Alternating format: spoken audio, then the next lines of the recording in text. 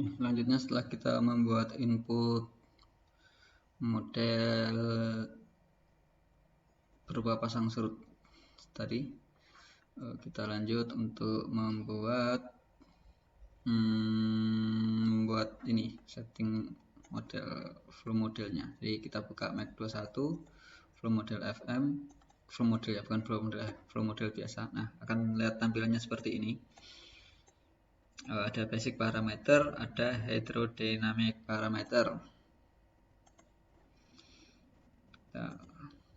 Nah, di sini bisa dilihat ada beberapa select modul langsung di sini. Select modulnya ada hydrodynamic and mass transport, hydrodynamic advection dispersion, inline flooding, hydrodynamic and ecolab. Kemudian seperti ini. Nah, kita coba dulu yang hydrodynamic only. Jadi sebelum yang lain kita pakai hydrodynamic only. Kita masukkan bathymetry yang telah kita buat.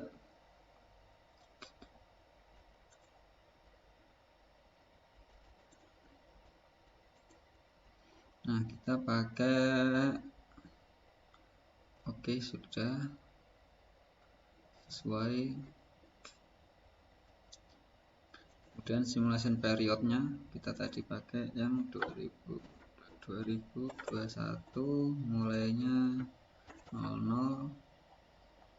Nah, untuk time stepnya kita intervalnya kita pakai per jam saja ya, per jam dengan lama simulasinya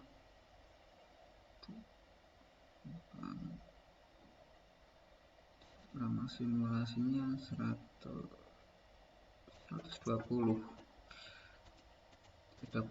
di mulai tanggal 1 sampai tanggal 5, di tanggal 5 jam 12. Ini sampai tanggal 6 12.00.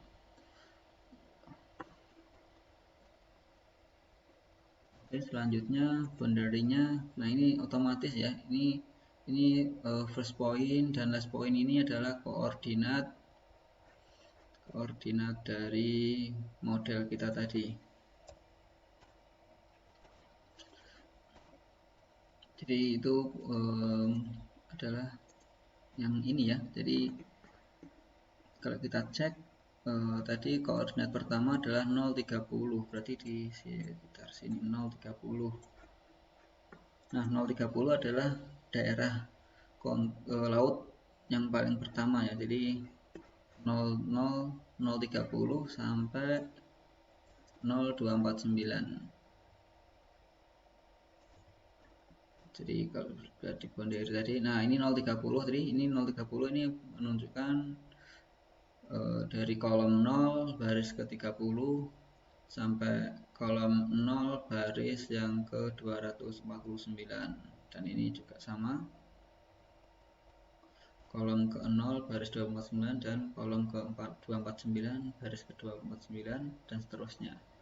Ini yang sebelah nomor 1 ini adalah boundary bagian barat, 2 adalah utara, yang ketiga adalah boundary bagian timur. Nah, source and sink ini jika kita ada ini ya, ada boundary ada apa istilahnya, sumber debit sumber. Mas budget juga sama, ini kita tidak pakai. Flood and drain nya kita sementara default. Nah, untuk initial parameter ini kita masukkan constant value, katakanlah di MSL nya itu MSL sama dengan 0,2. Nah, boundary-nya kita masukkan level, kemudian yang konstan ini pakai yang type 1. Kita ambil. Nah, type 1 itu untuk DFS 1 ya. Jadi kalau ada di sini ada type 0 itu untuk ini series yang DFS 0. Oke ya. Jadi tapi karena data kita tadi pakai yang type 1 DFS 1, kita ambil boundary yang barat tadi kan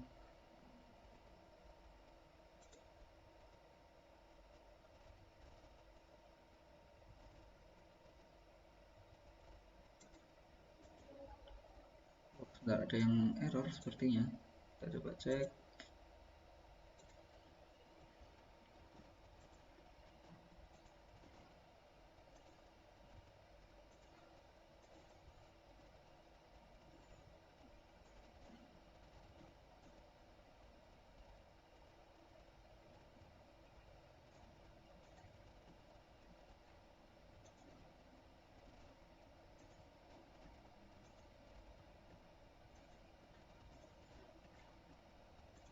Ya, di boundary ini kita coba masukkan data pasang surutnya.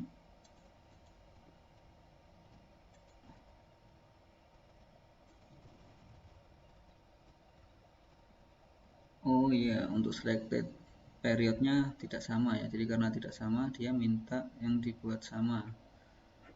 Oke, kita coba edit dulu data pasang surutnya.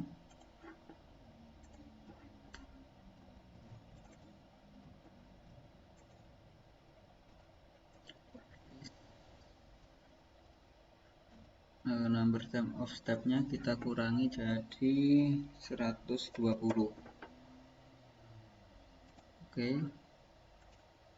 kita save menjadi edit.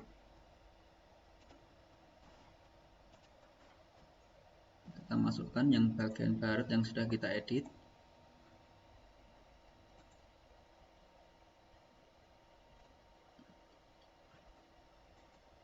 Oh, masih kurang tepat ternyata. Kita coba buka lagi yang kita edit tadi. Dan jadi 141. Ini.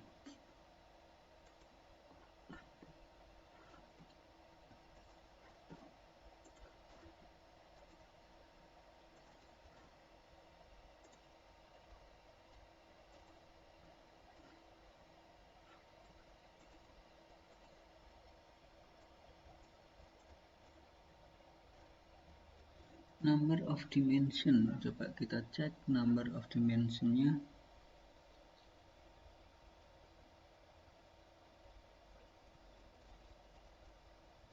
Oh, yang ini coba kita cek ya. Item type-nya water level, item type-nya surface elevation. Bentar, kita cek.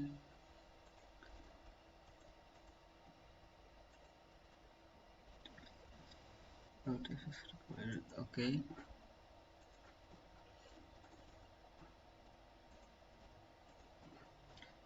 Coba kita gunakan surface elevation.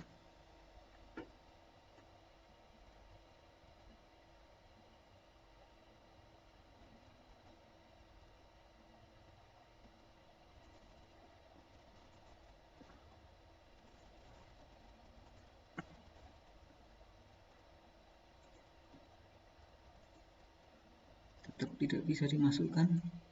Oh, sepertinya ada yang error. Constraint infonya number of dimension request nomor 1.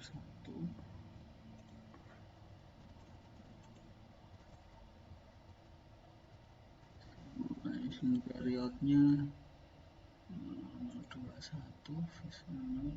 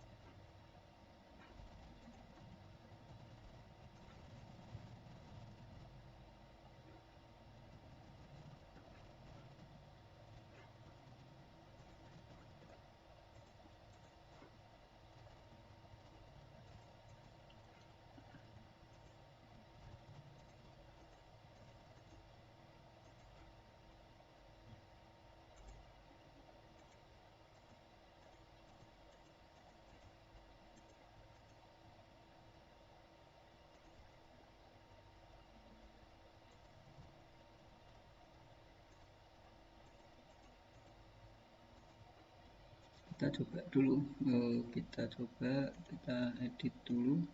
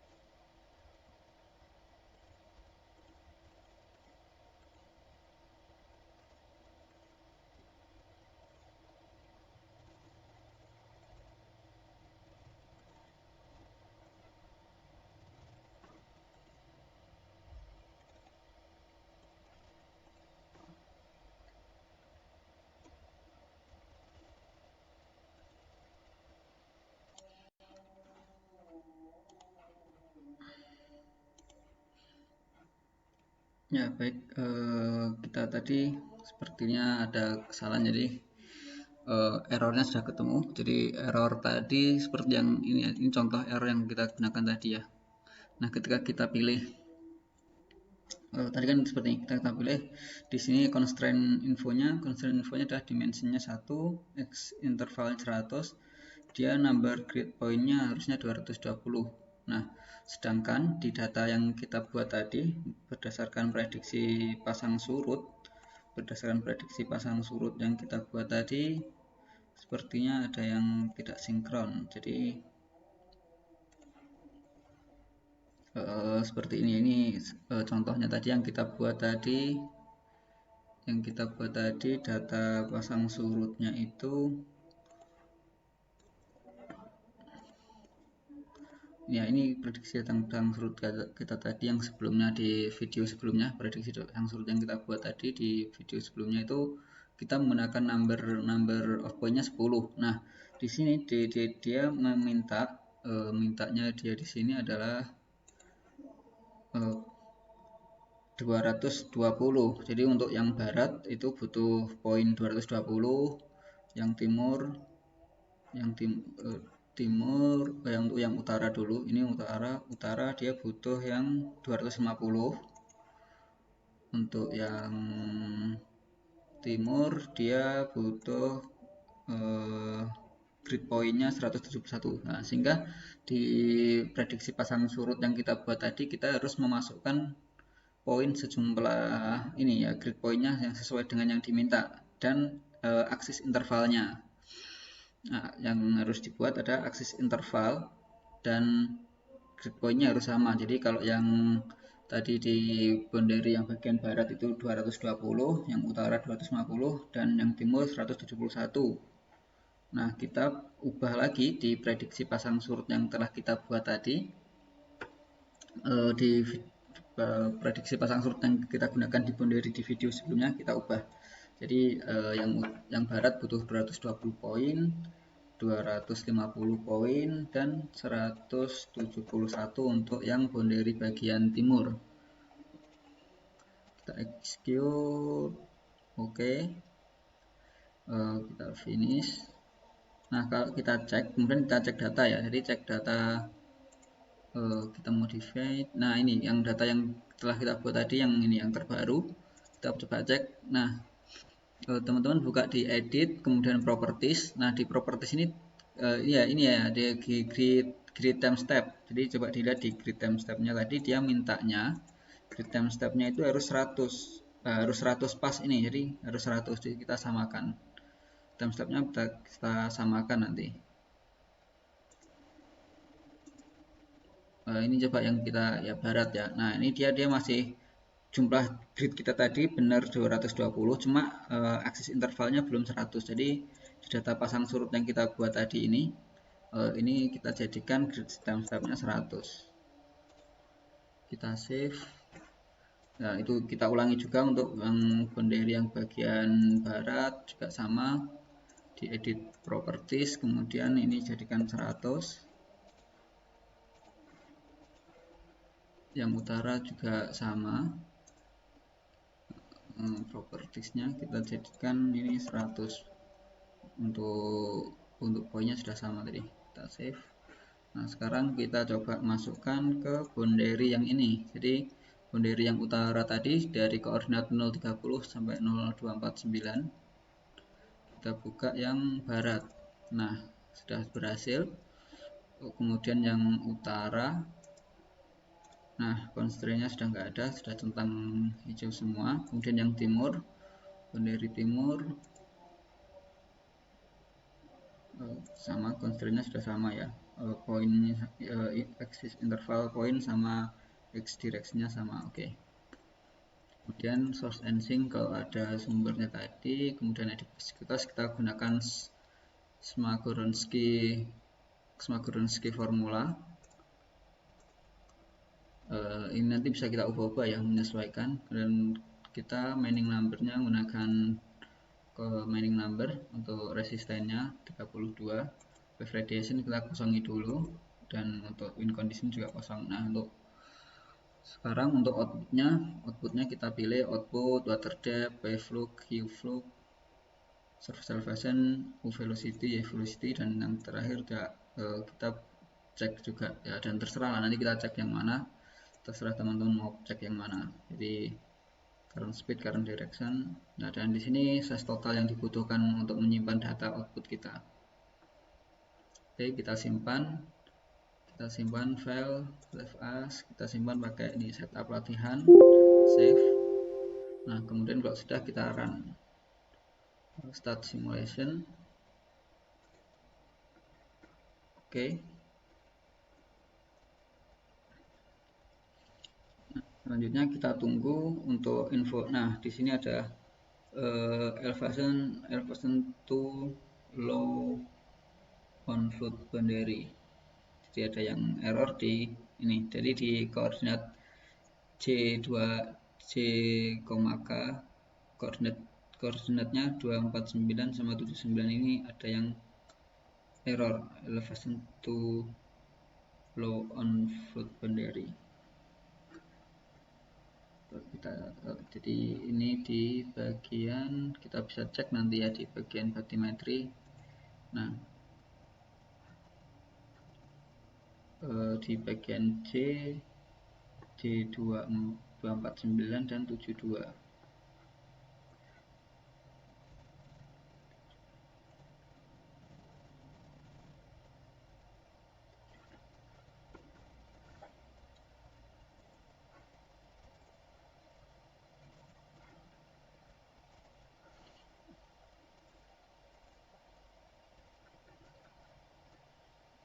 Ya, di 249 79 sepertinya itu di boundary 79 249 ya betul, ini di boundary bagian timur, di boundary bagian timur perbatasan antara darat dan laut, di bagian yang di bagian sini. Nah, di sini 79. Nah, di 79 sini ada terdapat too low, yaitu yang nanti kita coba perbaiki.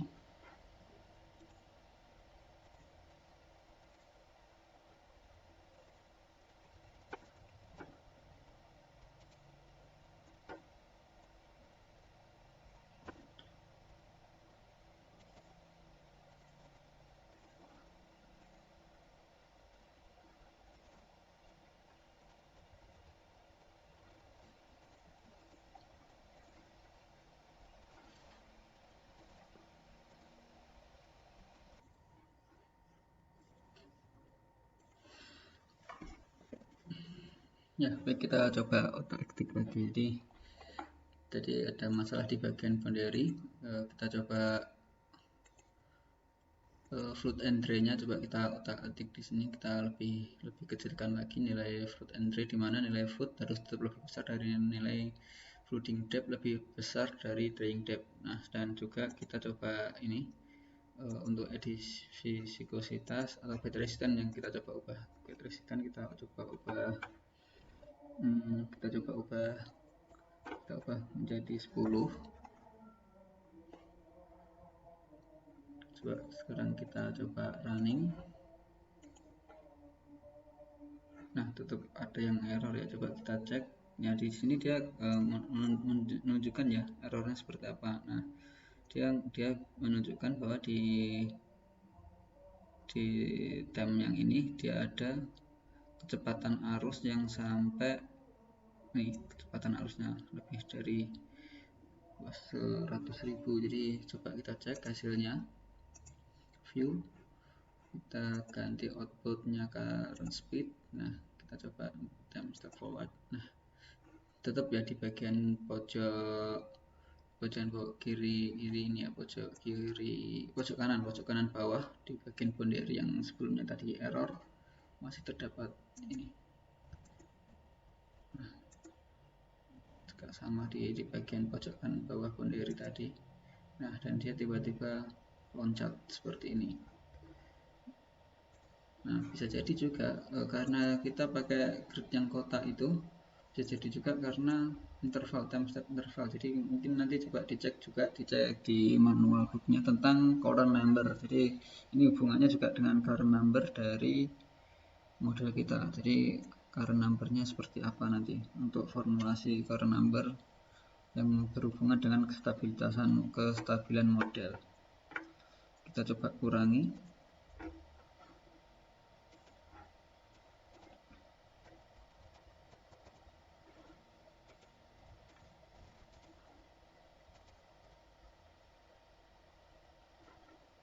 Tetap sama ya, ini sepertinya masih tetap sama.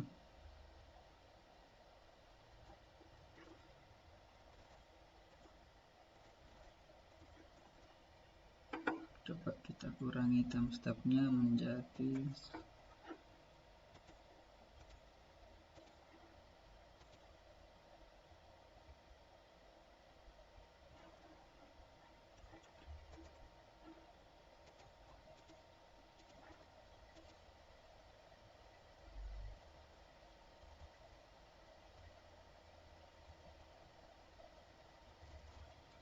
jadi ketika time step-nya kita coba kurangi, dia lebih stabil pemodelannya. Coba kita lihat hasilnya.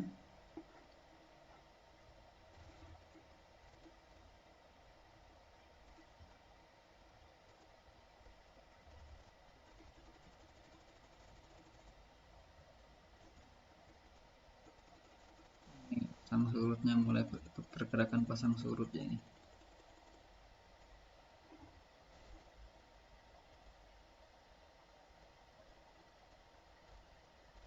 Ada yang ya nggak ada yang buat langsung ini ya, langsung ke, jadi kita coba klik ya, kita klik manual satu-satu seperti ini.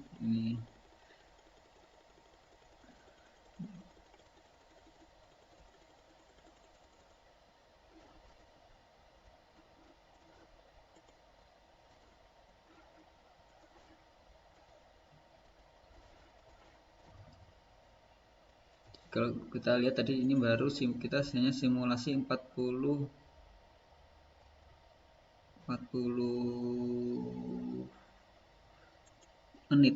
menit. Jadi kita coba tambahkan time intervalnya, apakah masih menjaga kestabilannya.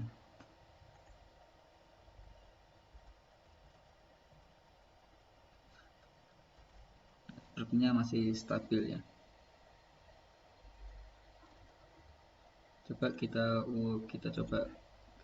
gunakan seperti setting awal ya. Ini 0,2. Kita kembalikan ke setting awal 0,3. Kemudian untuk viskositas resisten tadi kita pakai 32, yang awalnya 32 tadi.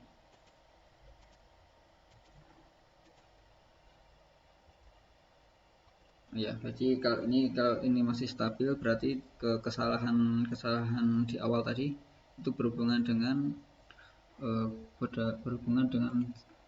time intervalnya, dan itu nanti korelasinya dengan current number. Jadi nanti bisa dicek di scientific book yang diberikan oleh Mac atau di user manualnya untuk penjelasan current number.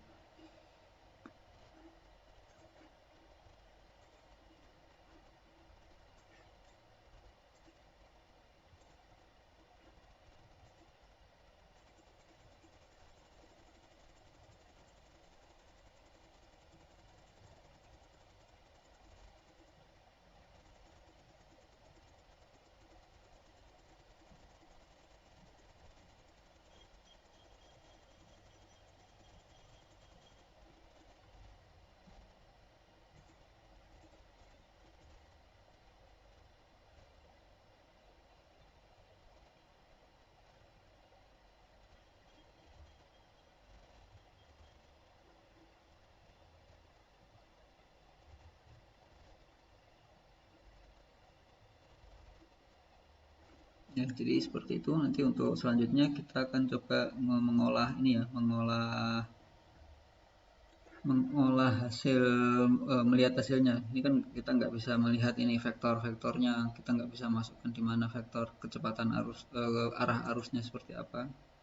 Nanti kita coba buka hasil output model ini di plot plot composer. Jadi di plot composer ini nanti kita coba di plot composer ini kita coba untuk melihat hasil dari model ini.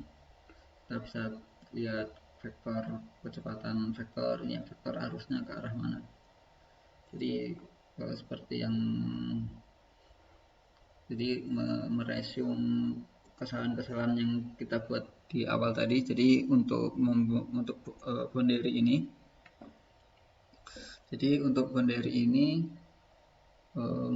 menyesuaikan. Jadi boundary ini kan kita ada kesalahan di kita punya kesalahan ya tadi di boundary tadi.